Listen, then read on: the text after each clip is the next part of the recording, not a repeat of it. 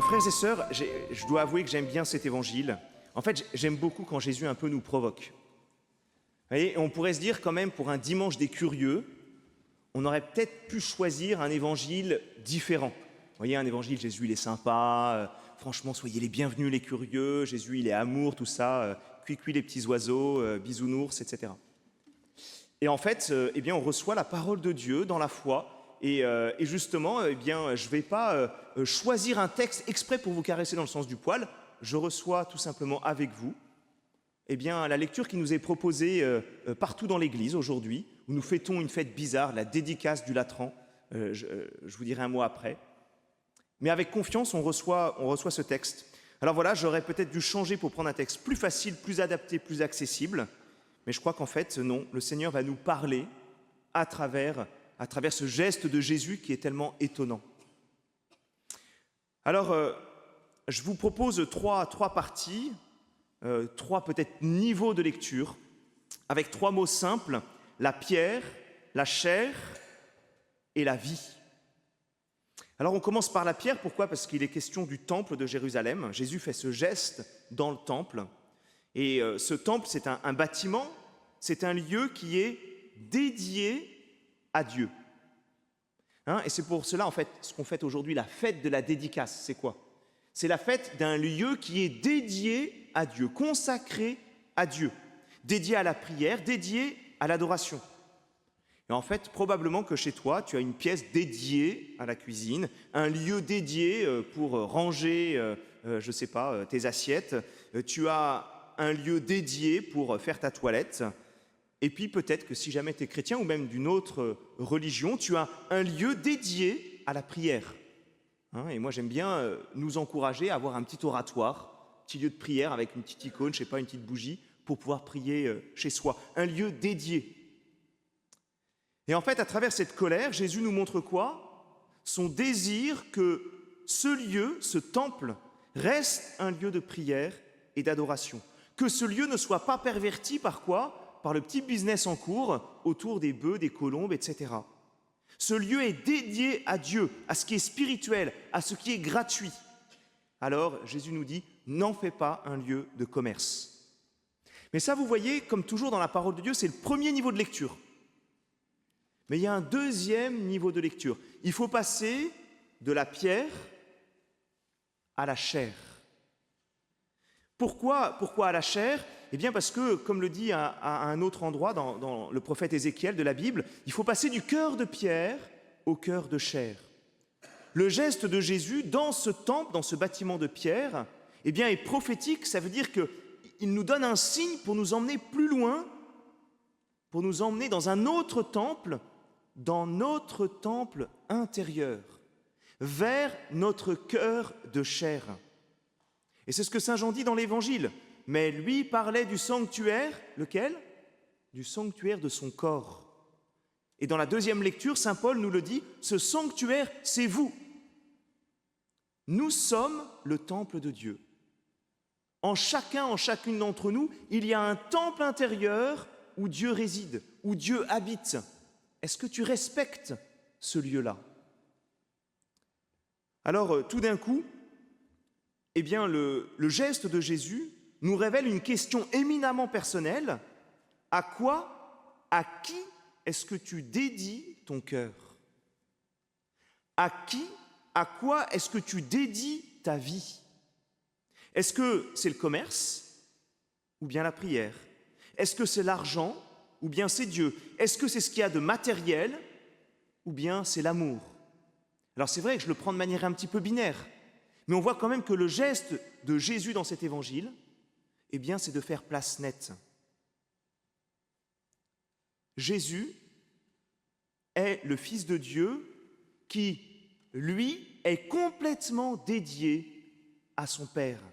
Il est complètement consacré. Il est ce temple de Dieu, ce temple où réside une communion d'amour avec son Père, avec chacune d'entre nous.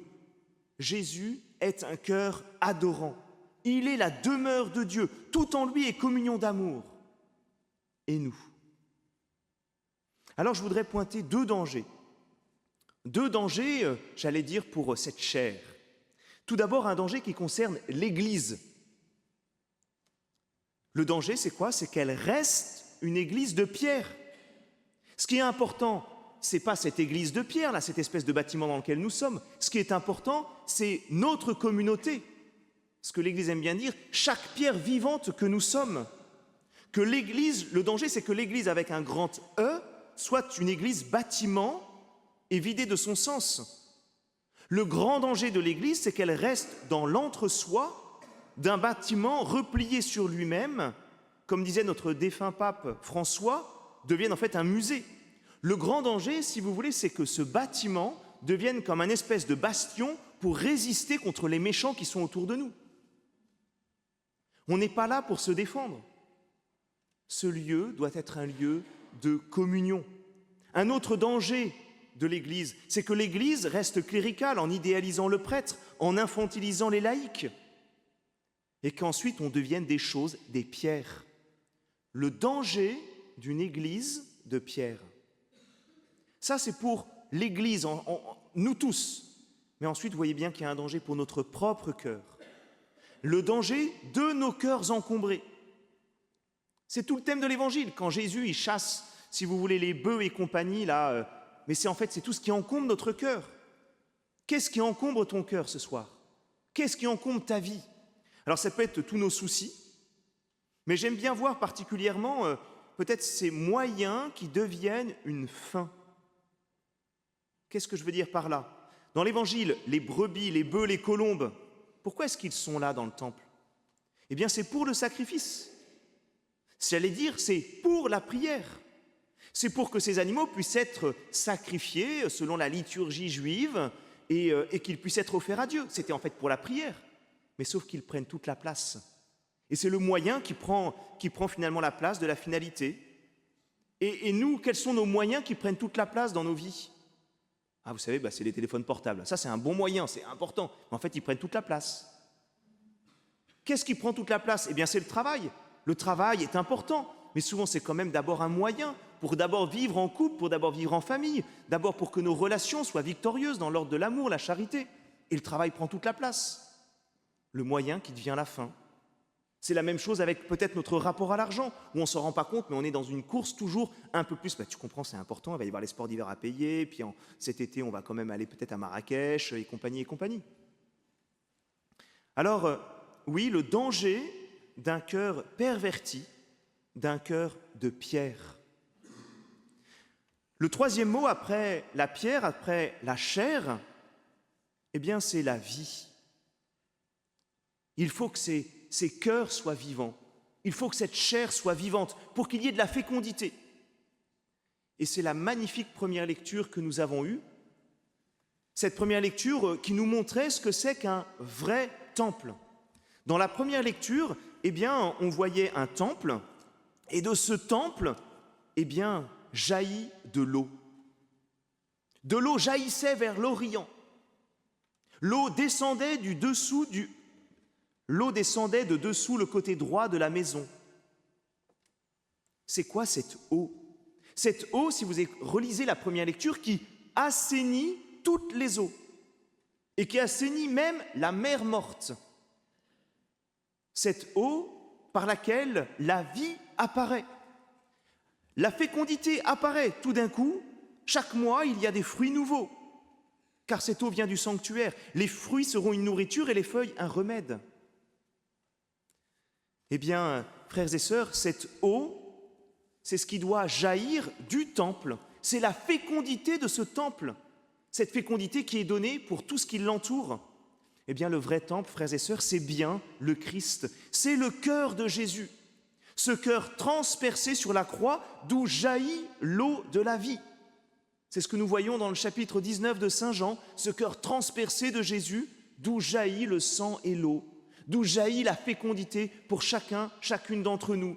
Ce cœur aimant qui s'ouvre pour te donner la vie, pour te relever, pour te dire combien tu as du prix.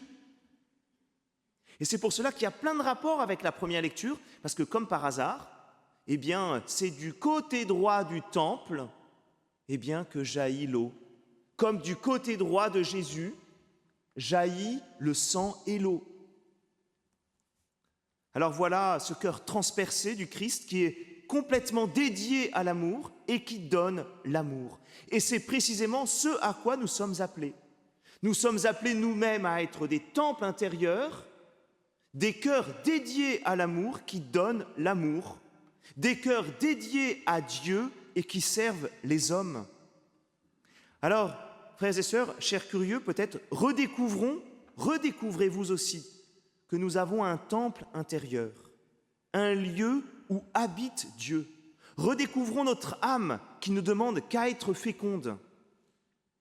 Et puis en guise de conclusion, je voudrais vous laisser cette phrase de l'Évangile qui était dure au début à recevoir. Enlevez cela d'ici. Gardons cette phrase pour notre semaine. Que devons-nous enlever de nos cœurs pour que la source coule, dans nos vies, autour de nous, en fécondité?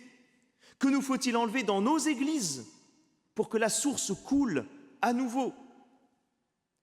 Comme il est écrit dans l'évangile de Lazare, enlevons la pierre du tombeau, enlevons tout ce qui bloque la fécondité, enlevons tout ce qui bloque la charité pour redécouvrir en nous des cœurs aimants, habités par Dieu. Amen.